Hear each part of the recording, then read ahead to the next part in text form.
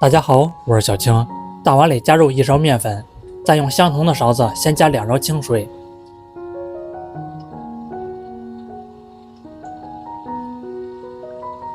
加3克盐增加筋性，再用打蛋器把面粉搅出筋性，搅到里面没有颗粒就行。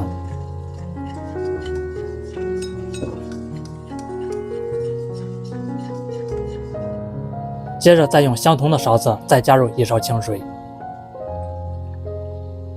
准备一把香菜，切成香菜碎。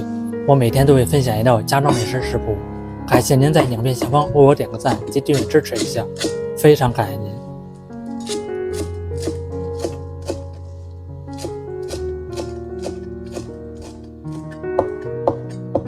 切好放入大碗里面，加2个鸡蛋，调味加1勺鸡精。1点胡椒粉去腥增香，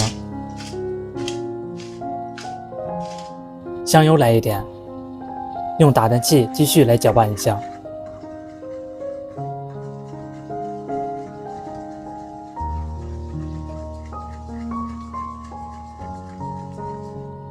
一直搅成稀不溜的面浆就行。平底锅里喷1层食用油，再蒯入1勺面浆倒入锅里面。先晃动一下锅，整体平整，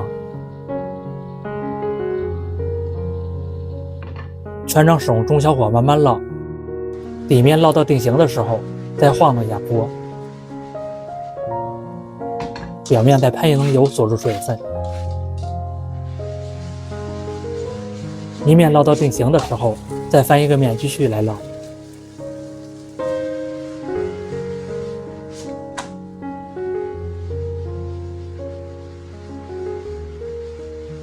烙这个饼比较快，全程大概需要3分钟左右就熟了，盛入到盘子里面。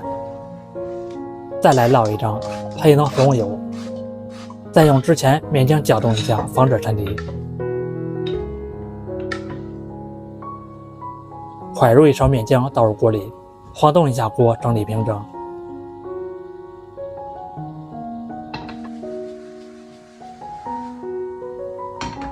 烙到定型，再喷1层油锁住水分。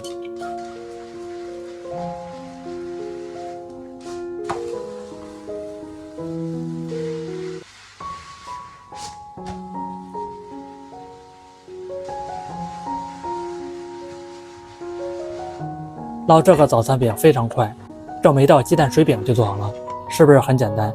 吃起来的口感非常的软和，香味浓郁，真的比外面买的包子油条还好吃，是一道不错的家庭早餐食谱。学会这样做，老人小孩都爱吃，做法简单零基础，喜欢吃就赶快收藏起来试吧。感谢您的订阅支持，我们下期食谱再见。